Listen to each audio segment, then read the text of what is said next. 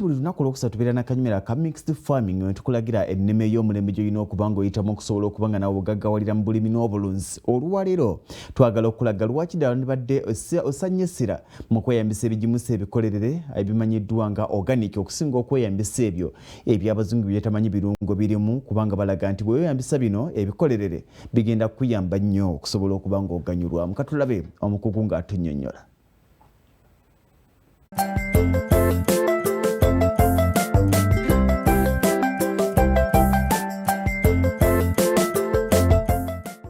Ng'ebirime ebirala byonna n'ebitooke byetaaga ebiriisa eby'enjawulo okusobola okukula obulungi n'okubala amangu. N'olw'ensonga eyo okuzza obugimu mu ttaka kikulu ddala okusobola okuwanirira ebirime byonna ebiri ku nnimiro n'okuganyulwamu amangu. Kisomose Benoni okuva e Nakawuka agamba nti okuyiga okwekolera ebigimusa kimuyambye nnyo okwongera ku bungi bw'amakungula ge ewamu n'okendeeza ku mudidi gw'ensimbi bwe yali ayonoona ng'agula ebigimusa ebizungu.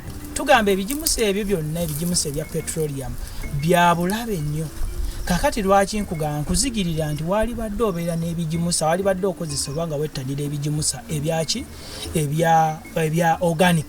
Ebigimusa ebya organic byo birina engeri gye biyambako ettaka nti bibafalinga pH, bimalawo olunyo. Ebigimusa ebizungu Kisomose agamba tebikoma ku kuwementa nsimbi kyokka wabula byonoona ettaka ewamu n'okwonoona obutonde bw'ensi. Ebigimusa eby'obutonde gamba ng'emidde egiteekeddwa obulungi, obusa, obukuta, omusulo n'ebirala bikulu nnyo anti bigonza ettaka okulikkiriza ekimera wamma gwe ne kikula mangu olwo n'oyolaza bw'atagambika. Bino tebikoma ku bitooke byokka wabula n'ebirime ebirala ebivaamu ensimbi gamba nga kasooli, lumonde, amatooke, ennyaanya n'ebirala. Mu ekigimusa kino kya mugaso nnyo, tulina okuba nga tumanyi engeri gye tugenda okukikola okukiteekateekamu awo tusobole okukiganyulwamu. Naye omugamba nti no tunaagenda ku nkola eri ey'okukola obugimusa bw'obuweke.